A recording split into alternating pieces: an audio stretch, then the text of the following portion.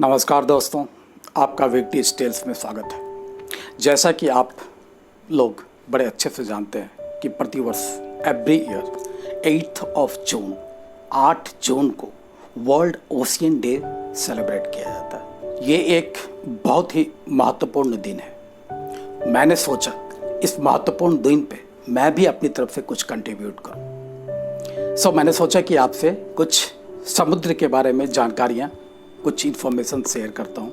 आप भी अपनी तरफ से लिटिल कंट्रीब्यूट करते हुए कम से कम इस वीडियो को लास्ट तक तो देख ही सकते हैं। चलिए, with this little expectation I am starting the video.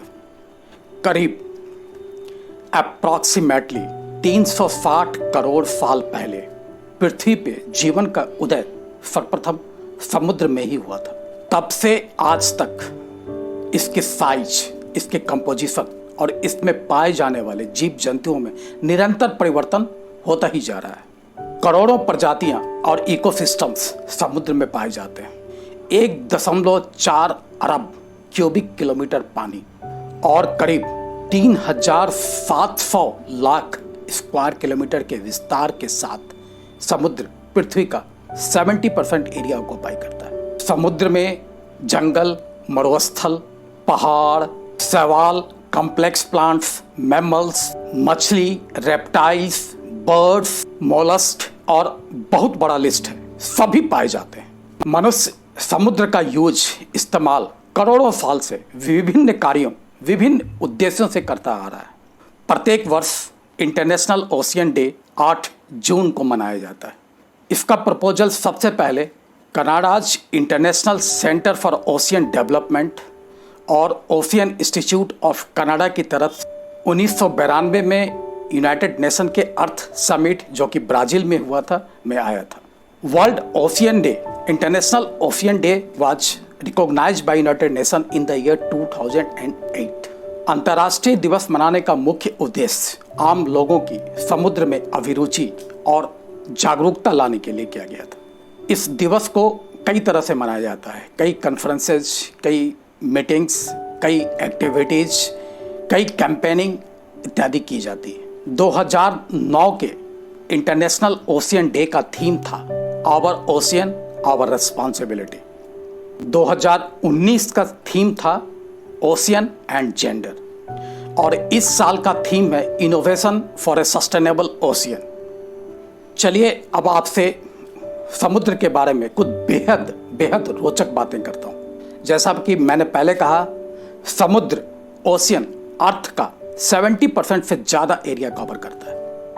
आपको ये जानकर बेहद आश्चर्य होगा कि पृथ्वी की 94% जीवित प्रजातियां समुद्र में ही पाई जाती हैं। विश्व का सबसे लंबा माउंटेन चेन भी समुद्र में ही है। ये है मिड ओशियन रेंज, जिसकी लंबाई 6,500 किलोमीटर है।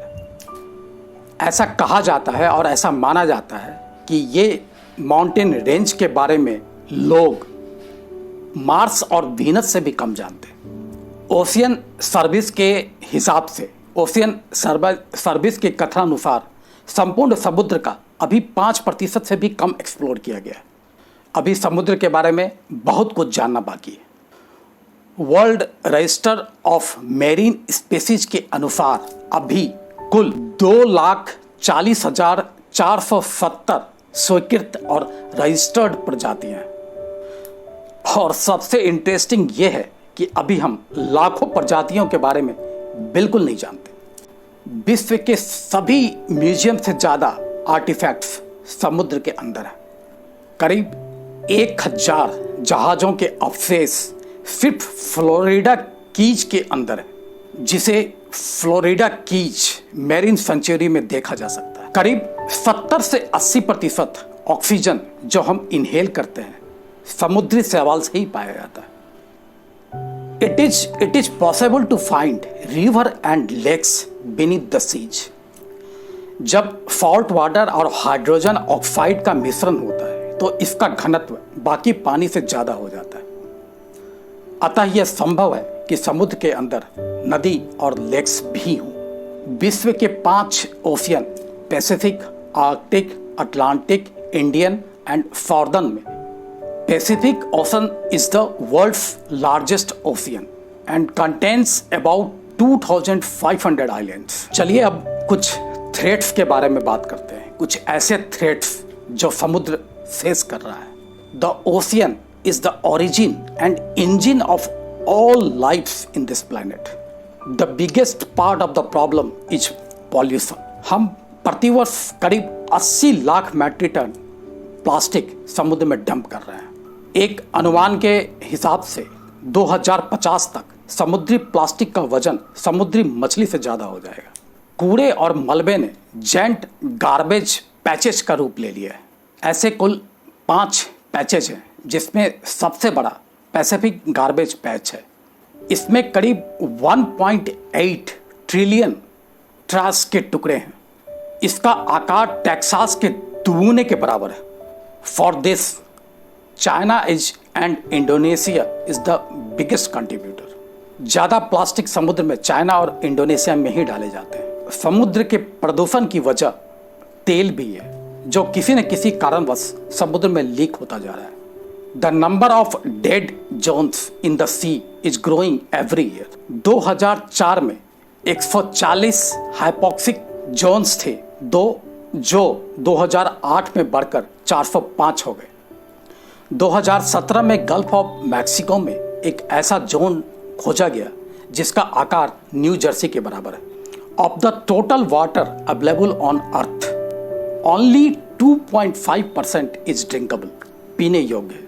जबकि आप जानते हैं कि पृथ्वी का 70% एरिया सिर्फ समुद्र ही कवर करता है. चलिए मैं आपसे इंटरनेशनल ओशियन डेज के शुभ अवसर पे कुछ जानकारियां आपसे समुद्र के बारे में शेयर किया. So to save the earth, save the sea.